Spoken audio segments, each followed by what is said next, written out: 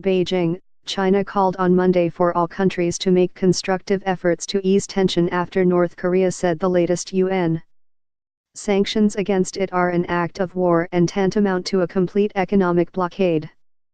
The UN Security Council unanimously imposed new sanctions on North Korea on Friday for its recent intercontinental ballistic missile test, seeking to limit its access to refined petroleum products and crude oil and its earnings from workers abroad.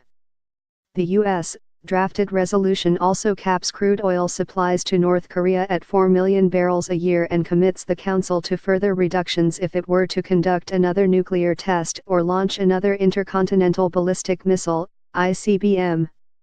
North Korea on Sunday rejected the resolution, calling it an act of war.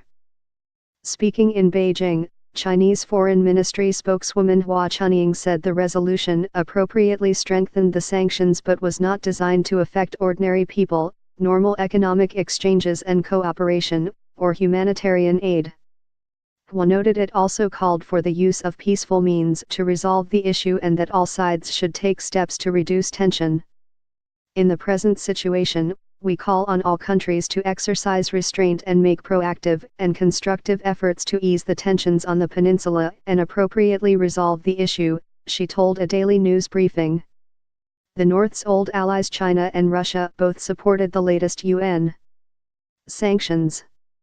Tension has been rising over North Korea's nuclear and missile programs, which it pursues in defiance of years of UN Security Council resolutions, with bellicose rhetoric coming from both Pyongyang and the White House. In November, North Korea demanded a halt to what it called brutal sanctions, saying a round imposed after its sixth and most powerful nuclear test on September 3 constituted genocide. North Korea on November 29 said it successfully tested a new ICBM that put the U.S. mainland within range of its nuclear weapons. U.S. diplomats have made clear they are seeking a diplomatic solution but proposed the new, tougher sanctions resolution to ratchet up pressure on North Korea's leader.